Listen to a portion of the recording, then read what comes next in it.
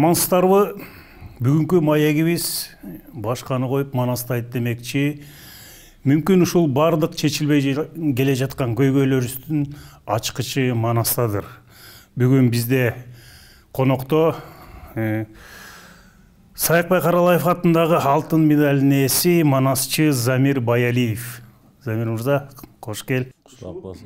Мынакей кыргыз башкаруу саясатында ошол Манастадагы кыргыздын маданияты, адеби аклагы жана башка маселелер боюнча бардык сырлар ушу Манаста катылган барда.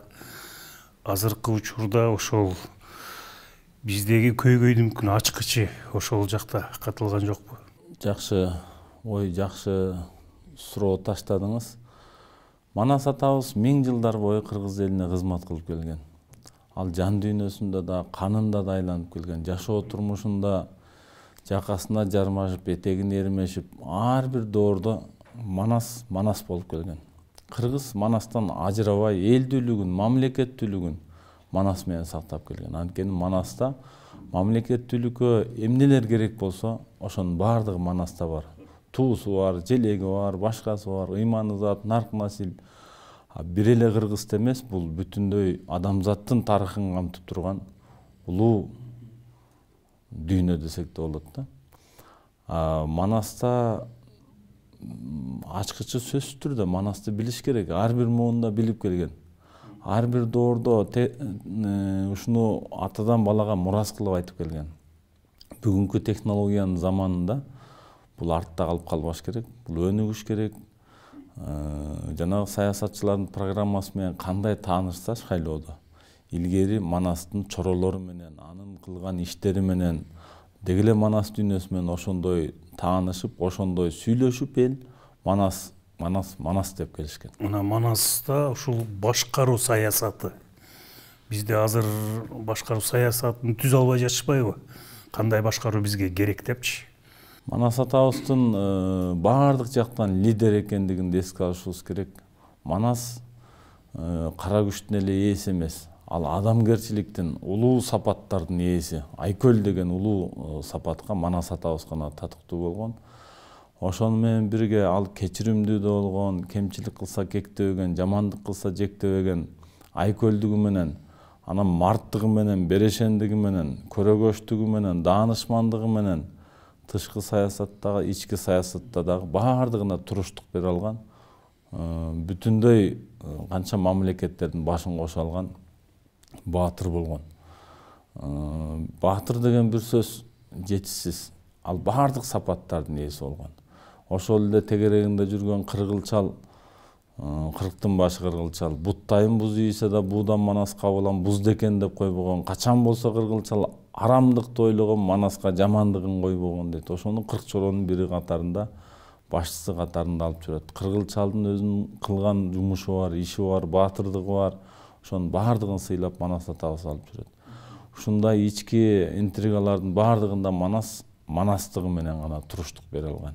Анын кеңешчилеринин кеңешчилери мынакей Бакай атабыз, Кошой атабыз Манаска эгер туура эмес болуп калса туура кеңеш бере алган, айта алган. Манас дегенде барбай атышат экенсиң, сууга салган чанаштай дардай атышат экенсиң, эрдигиң бар эсиң жок, эчтеме менен ишиң жок деп айтканда Манас моюндаган. Ошол эле учурда Манас бир чечимди кабыл алаарда 40 чоро жанына кире албай калган. Канча элдин каны убалы соолук болот деп Алты айдан Ала тоого көчөрдө. Эми Алты айда тура берсек, Ала тоону Алуу Оке баатыр ээлейт. Алты айдагы кыргызга акыры тынчтык бербейт. Аркамдагы чоң бежим мылтык атып жаа тартып, аркыма кантип келбейт деп бардыгын ойлонуп, анан Ала тоого жүрүш жасаган. Ошол учурларда Манас атанын жанына 40 чоро кире албай, аңтарып сырын биле албай, которуп сырын коркуп бирөө кире албай ошентип турган. Манас чечимди өзү кабыл алган. Манас 40 чоронун баарын күткөндөгү кадр маселесин өзү тандагандыгы, алардын жөндөмүн, алардын баатырдыгын, алардын ак ниеттигине карагандыгы, Манастын ала турган сабагыбыз көп Манастан. Ошол эле учурда аты жок ат берип, тону жокко тон берип, Манас 40 чорону күткөн. Чоң мамлекетти курай алган. Ошондуктан оң жагына карасаң 32 каны бар, сол жагына карасаң 40 чоронун баары бар дейт. 32 кандын башын бириктирип чоң мамлекетти түзгөндүгүн биз бүгүн билбей койсок жарабайт да, болбос. Билишибиз керек, биз эле эмес, мамлекеттик башчылар билиш керек муну. 1000 жылдап келе жаткан улуу рух, улуу касиет, улуу дүйнөнүн Ала тоонун ээси Манас атабыз. Анан ошону тагына отурган адам сөзсүз түрдө Манастан маалыматы болуш керек. Анын касиетин, анын баскан жолун эмне үчүн кылымдап Манас ооздон түшпөй айтылып келе жатат. Эмне үчүн бүгүн мамлекетте манасчыларга штат жок болсо дагы манасчылар эмне үчүн Манас айтып келе жатат?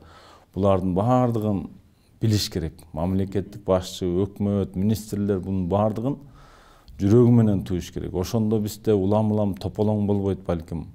Өз нугуна түшөт, өз жолуна түшөт. А Манасты билбегендиктен баардыгы башка бир тетир жолго кетип аткандай туюлат.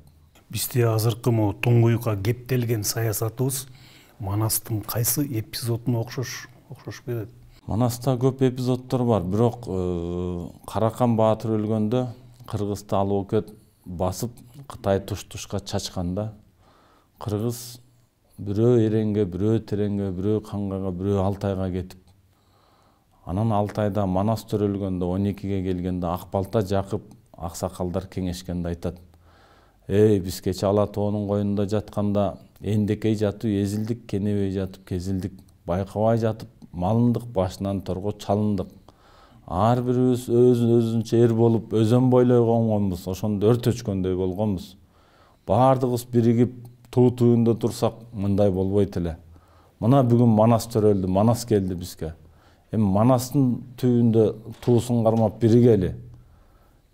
Өлсөк бир чуңкурга тололу, тирүү болсок бир дөбөдө бололу" деп ошол эпизоддордо бүгүнкү абалдар көзгө элестеп кетет. Кудай өзү сактасын, Кудай чоң сактасын, бирок кыргыз Манас менен сабак алып кеткен. Башында айткандай Манас менен сабак алып, мындай бир келечегин, байыркысын, бүгүнкүсүн туюндурган улуу күчкө таянып келген. Анын үчүн Манасты билиш керек. Мына жакында эле дөөлөт ошо 14 сааттан ашык Манас айтып, эми албетте рекорд Гиннеске катталуу, бирок негизги максатын силер манасчылар кыргызды арулантуу, ушул саясатты жана Ала тоо аянтында тынбай болгон митингдер бир арулантып жакшы нукка буруу максатта ушул Ала тоо аянтында түндүк көтөрүлүп, ошо айнекте болсо түндүк астында Манас айтылды да. Туура айтасыз, негизгиси арулантуу, мамлекетибиз олку-солку болбой бир даңгыр жолго түшсө деген улуу тилектер, максаттар. Ал эми сааттап Манас айтуу бул манасчылык жолдо бул жаңылык эмес. Манасчылык жолу өзү ошондой, байыртадан. Аны айлап айткан, жылдап айткан Манасты, түндөп айткан, күндөп айткан Манасты. А бүгүн 5 мүнөт, 3 мүнөт концерттик программада айттырып жүрүп, Союз учурунан баштап. Бул нерсе кичине унутулуп бара жаткан. Бирок манасчылар үчүн бул жаңылык эмес. Манасчылар 7 күн 7 түн Манас айткан учурларда 10 сааттан айткан ондогон манасчылар бар. Токтотпос айта бере турган. Маселен мен 11 саат айтканда Талант Албакчиев токтотуп, "Болду эми тамак ич" деген учурда мен токтотпой эле койсо деген сезимдер келген. Бул убакытты узак айтууда, Манас айтууда бул эл үчүн чоң жаңылык болду, бирок манасчылар үчүн демейдеги көрүнүш. Бул ошол Манас айтып атканда саат убакыт билинбейт окшойт, силерге бир. Ошол нерсени мен 10 сааттан ашык Манас айтканда сездим. Кечинде баштагам, эртеси күн ачык болуп калса дагы, көзүм көрүп турса дагы ошону алгач сезген жокмун. Баягы токтоткон учурда, сыртта басып ойлонуп жүргөн учурда анан сездим. Мен түндө саат 9-та баштабадым беле. Эрте мененки саат 10 болгон турбайбы деген нерселерден улам жарыкты ошондо сездим. Эми мо кайра кыргыз саясатына кайтсак, манасчылар арасында бир аян же өзүңдө бир аян барбы ушул кыргыз жакында бир оңолот, жакшы нукка түшөт деген? Кыргыз оңолот, келечеги кең болот. Бунун баардыгы тазалануу, бунун баардыгы тамтың баскан баладай, кабыргасы кат элек баладай, наристедей басып келаткан мамлекетибиз. Мамлекеттүүлүк жөнүндө качан биздин төбөлдөр дагы, эл башында тургандар дагы мамлекеттүүлүктүн ыйыктыгын, бийиктигин чын дили менен сезгенде, Манастын касиетин, анын аруулугун, анын 1000 жылдап келе жаткан улуу сабак экендигин сезгенде биз оңолобуз. Аян боюнча эми баардыгын эле мындай эфирден айтып бергенге болбойт, бирок тар чөйрөдө болгон нерселерди айтып калабыз. Бул келечегинде чоң даңгыр жол күтүп турат Кыргызстан оңолот, сөзсүз түрдө. Манастын эстелигин ачып атканда дагы асманда 100дөн ашык бүркүт пайда болгону. Демек кыргызды бир кандайдыр бир касиет баары бир Манастасын өзүнүн касиети колдоп жүргөнү да ар бир кыймылында, Туура айтасыз. Мына Аянтта ошол ачылганда бүркүттөр чогулду. Мен Кытайдагы Улуу Тоо мустөрдө, анан кийин Булуң көл деген жерде Манас атанын эстелиги ачылганда, ошол жерден көк учкөндөрдү асманга учурса, көк учкөндөр асманга учуп кетпей, Манас атанын эстелигин тегеректеп барпырап келип, баардыгы тегеректеп туруп конуп калгандыгына өзүм күбө болгом. Ошондой учурлар көп болот. Негизи Манас атабыздын арбагы тирүү, касиети тирүү. Эми бул деген улуу нерсе да. Бул кандай түшүндүрсөк болот? Башка элдердин эпостору бар, бирок алар өлүк эпос болуп аталат. Алар жашоосун кино, театр, журнал, мультфильм менен улантат. А биздин Манас бул ар бир доордо манасчы жаралып, анын тирүү рухун элге жеткире алат. Бул ушунусу менен ыйык, ушунусу менен баалуу. Башка элдерде бир өрөөндүн, бир баатырдын айланасында болот эпосторунда. А биздин Манаста бүтүндөй адамзаттын тарыхын камтыйт. Адамзаттын энциклопедиясы деп атасак да болот. Чыңгыз атабыз Айтматов бекеринен айткан эмес, 20-кылымда адамзаттын маданиятына, тарыхына кыргыз эмнени берди, эмнени кошту дегенде биз бирден бир мактанып, сүйүнүп, Манасты берди деп сыймыктанып айта алабыз деген. Ошол баардык эпостордун барып турган өлкөнү көрсө көз тойбос, укса кулак канбас укмуш, албетте Манас деп бекер жар салган эмес Чыңгыз атабыз. А Манаста бүтүндөй Евразияны камтыйт, географиялык абалы. 700дөн ашык каармандар сүрөттөлөт, 100дөн ашык улуттардын аты аталат. Ошолордун баары бекер эмес. Маселен, жердин түбү желпиниш деп, азыркы Американда желпиниш деп атайт. Жердин түбү желпиниш, 70 уруу эли бар, желпип турган жели бар, куюну катуу жүргөндө каптап кетчү сели бар деп географиялык абалындагы ошол жакта элдерди да сүрөттөйт. Жапондар качан бизден бөлүнгөндүгү айтылат. Сулаймандын тушунда журт бузулушунда жабырга малын салыптыр. Кытайдан качып кыйла журт Жапан болуп калыптыр. Жайы жакшы болуптур. Жапан атка конуптур. Сыймын Арал көлү бар, көтөрүш деген ери бар деп. Тарыхый, илимий жактан алып караганда булардын баары бизге тектеш элдер, жакын элдер. Манаста ошентип баардыгы айтылат. Технологияга жетелек заманда дагы ооз эки ушунун баардыгын сактап келген. 500дөн ашык жер суу аттары, көл, дарыя ошолордун баардыгы аталат. Эми биз интернеттен, же мектептен, же университеттен Европаны, же болбосо Азияда чоң-чоң шаарларды билип аткан болсок, ушулардын баардыгы Манаста бар. Динозавр доорунан берки динозаврлардын түрлөрү бар. Жабыр баян деген бар, пилгерикти жеген бар деп.